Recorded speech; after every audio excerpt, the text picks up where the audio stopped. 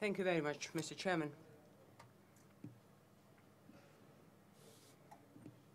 At the outset, I'd like to express our appreciation and thanks to His Excellency David Cameron, Prime Minister of Great Britain, and all the leaders who have come here and who are represented in those delegations at this conference.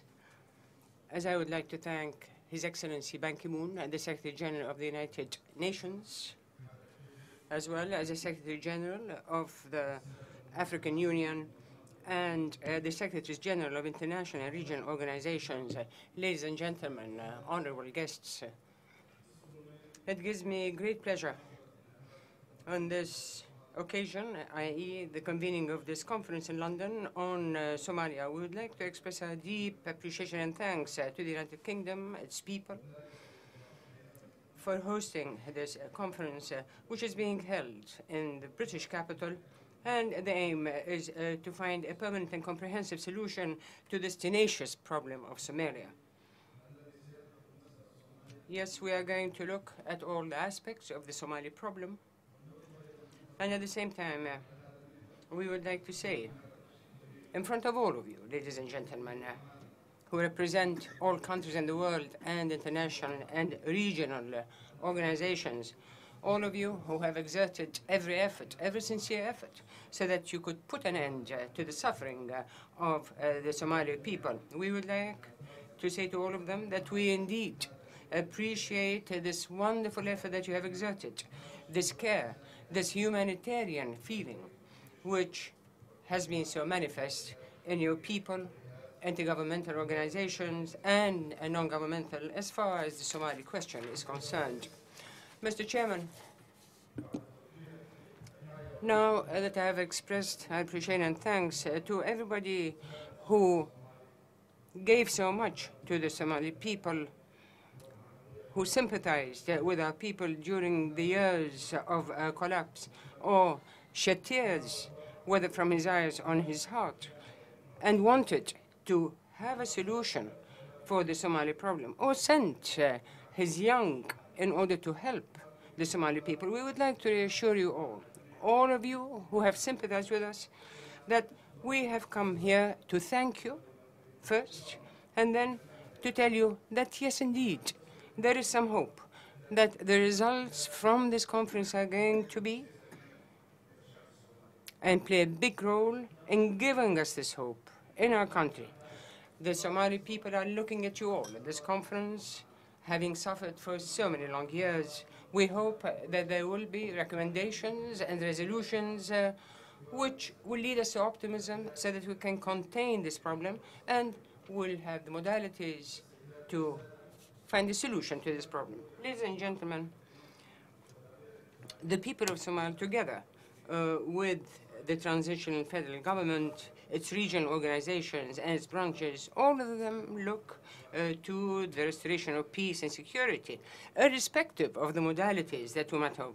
This is the common aim, which is agreed to by all, i.e. the restoration of peace and security, putting an end to violence, and to have a comprehensive and permanent peace so that we can fight extremism, we can fight terrorism, and restore social services and the infrastructure to all parts of Somalia, as well as a return of governance and the implementation of the roadmap. The TFG is the only representative which has the support of international and Somali support. It has done from the very first aspect to re-entrench and enforce this aim. And therefore, it asked all the Somali elements to negotiate, to preserve the integrity of the homeland, and to have its security, as well as to have a permanent constitution which will put an end to the transitional phase and lead to one national government which will reject terrorism, which will have the necessary free markets as well as complete transparency, and to build its constitutional bodies which will benefit all the Somali people. Mr. Chairman, the Somali government during the past few years has indeed gone into this process of national settlement. And we are using everything in our fit, including having a roving ambassador who is going to try and have this system of reconciliation between all the different parties in Somalia. The government also has exerted every effort so that we can have the necessary elements so that we can indeed re-entrench and implement what is written in our national constitution, reconciliation on national level, and the return of peace and security to our land, as well as good governance and having a permanent constitution which is currently under study. And also, in order to be ready for the phase after the 20th of August of this year, we had taken some initial steps, the most important of which was the convening of conferences and meetings, all of which looked at the modalities which would be suitable for the next phase. As a consequence of those conventions, the last of which was the Gaaray consultative conference, which agreed on the number of parliamentary representatives to 225, which will be chosen by a committee of 1,000 people, of the leaders in Somalia, as well as the leaders of the tribes, the educated, and women. And all of this together with a Senate whose members will be no more than 45 members. Mr. Chairman, ladies and gentlemen, today we're looking for security. We are scared of tomorrow. We are scared of tomorrow. Of course, we always look to the past behind us so that we can see what is being hidden. We want to see what lies in the future. We want to know, what about all those resolutions, all those hopes in the past which never saw the light of day and which remain as mere words on pieces of paper? What about those things that we have agreed on? What we want is a restoration of optimism, something to look forward to, something to hope for, and which will take away from memories, horrendous memories of the past, and what wars have left within our hearts, within our minds, i.e., what human beings are capable of committing and what human beings are capable of achieving at one time.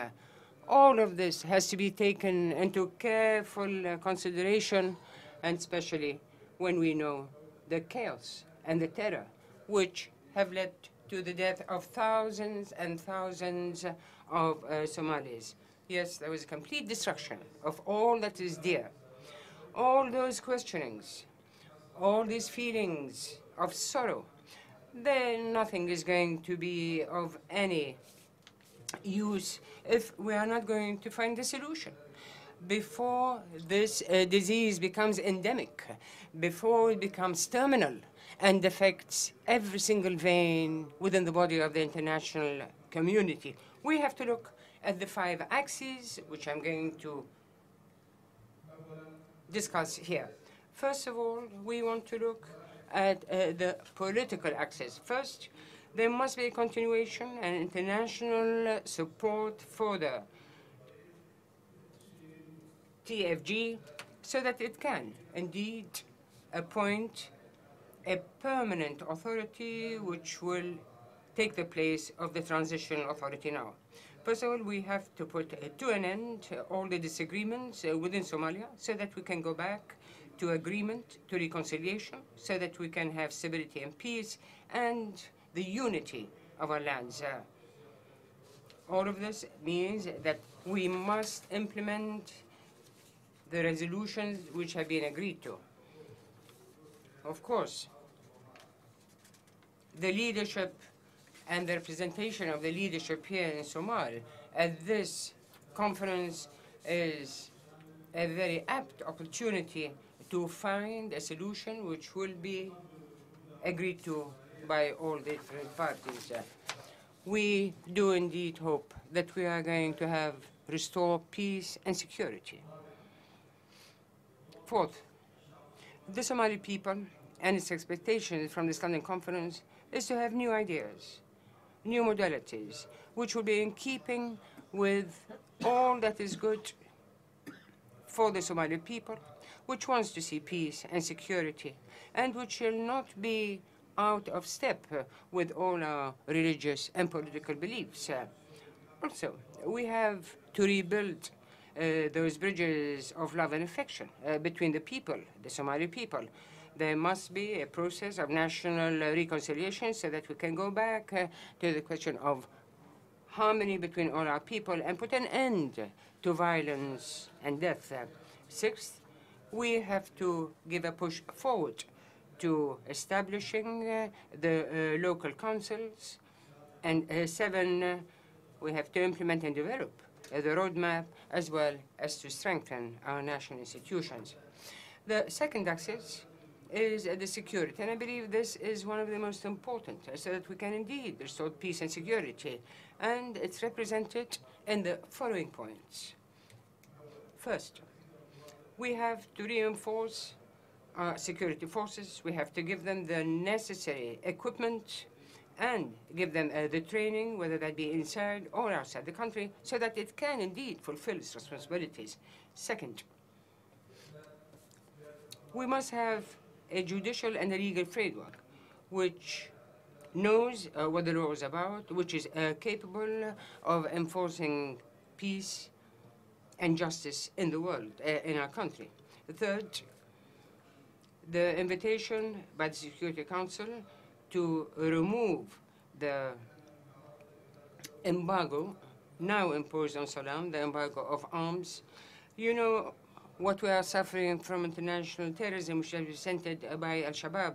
And lately, it said that it's going to adhere to Al-Qaeda, according to the spokesman on behalf of Shabaab. And he was supported by Ayman al-Zawahiri, who at the moment is the leader of Al-Qaeda. All of this means there must be an end to this embargo. Fourth, the armed forces must be helped so that they can fulfill their responsibilities.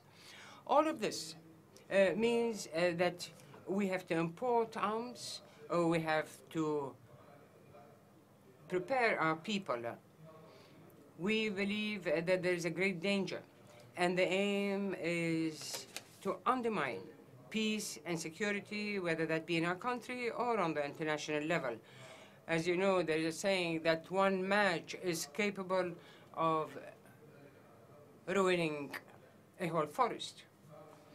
Fifth, we have to double our efforts so that we can indeed get over the Shabaab phenomenon, because their remaining in our country is a threat to international peace and security. And six, we must put an end to the hemorrhage of Somali blood.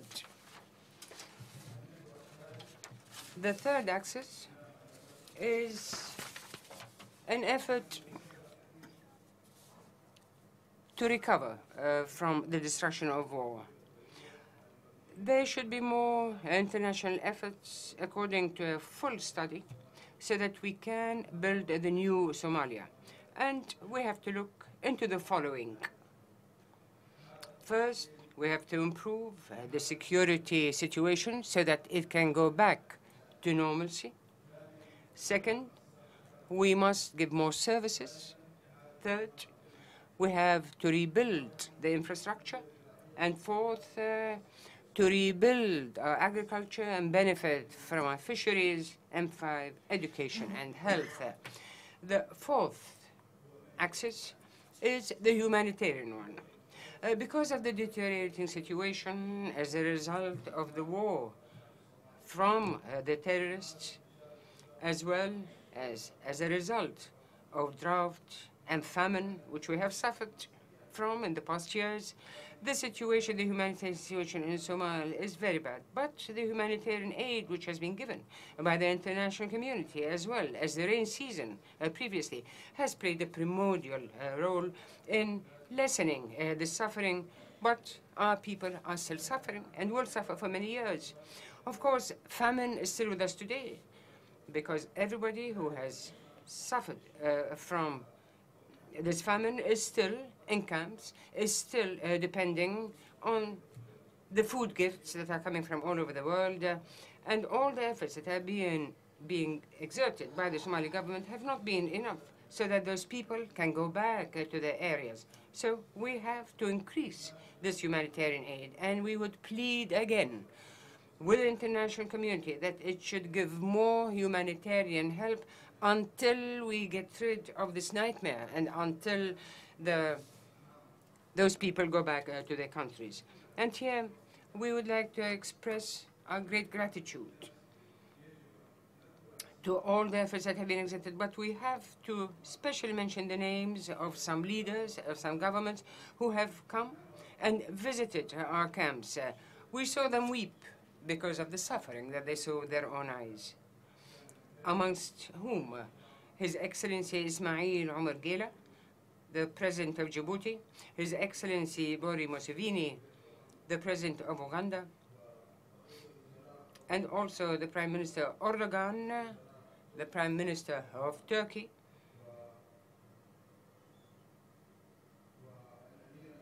as well as the Secretary General, Mr. Ban Ki-moon, and the Secretary General of the African Union, as well as everybody who shared our sorrow. Now, the fifth axis is to combat piracy. We believe that this phenomenon of currency is nothing new. In fact, it was born more than 140 years ago in the Caribbean, and it has to be fought and condemned, but not with the same modalities that we used 140 years ago. We know that the phenomenon of piracy in our country is something that has not been studied enough, and therefore, all the efforts that have been exerted in order to make sure that at least Somalia will have peace meant that we have not taken a close enough look at this phenomenon of piracy in our country. At the same time, we would like to thank all the countries which have been involved in combating piracy on our shores. But I believe that perhaps we can look at other modalities. We know that piracy is something that everybody wants to from amongst the Shabiba. We all know that the pirates today gain billions and billions of dollars. At the same time, we have spent billions and billions to combat piracy. But until now, we have not really had a good enough return to what we have spent in combating terrorism on our soils. We can eradicate, and we have eradicated the phenomenon of piracy, but only for a limited time. So, in order to make sure that we do find permanent solutions, we have to support all parts of Somalia and support the government on that. The most important premise is to find opportunities of labor for our young, especially in the field of fisheries. All of this is going to reap its benefits in so many ways. This will mean that everybody who has no employment now will have this opportunity to live in dignity and peace. Fourth, the respect of the Somali laws, those laws which are calling for bringing our Somali citizens to our courts. We have to bring everybody who was responsible for those crimes in front of our own courts and to be sent to our own prisons. Finally, we would like to reiterate our thanks and appreciation to the government of Great Britain and David Cameron, the Prime Minister of Great Britain. We would like to thank Great Britain for all those efforts exerted in order to ensure a complete success of this conference. We salute Her Majesty the Queen and the British people, and we would like to express our thanks and gratitude to all the delegates who are represented here, be they delegations or organizations. And we hope that we're going to have every success, and thank you very much.